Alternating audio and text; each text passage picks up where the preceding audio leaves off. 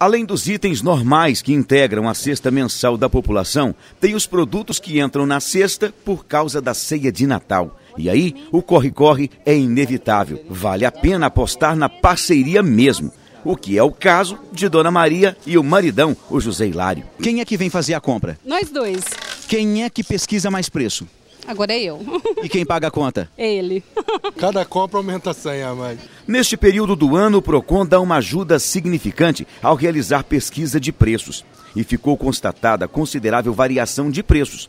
O produto com menor variação é o pernil, que pode ser encontrado ao preço de R$ 9,48 até R$ 9,90. Foram selecionados 10 estabelecimentos e a pesquisa foi realizada entre os dias 12 e 16 de dezembro deste ano, levando em conta 29 produtos que podem sim compor a cesta de Natal da maioria da população brasileira.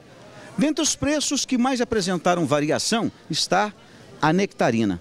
Esta variação pode chegar até 145%. Daí a importância da pesquisa. Nós fazemos aí uma pesquisa ampla, né, nos grandes hipermercados, sempre buscando orientar o consumidor sobre o menor preço. Então nós damos a opção ali de às vezes 3 ou 4 marcas para que ele possa ter também a opção de escolha. Com visitas em casa, a dona de casa, Dionísia, reforçou a compra, mas não descuidou da pesquisa. Tem que olhar os preços para não sair do prejuízo, né? Vendas em alta representam mais trabalho, certo?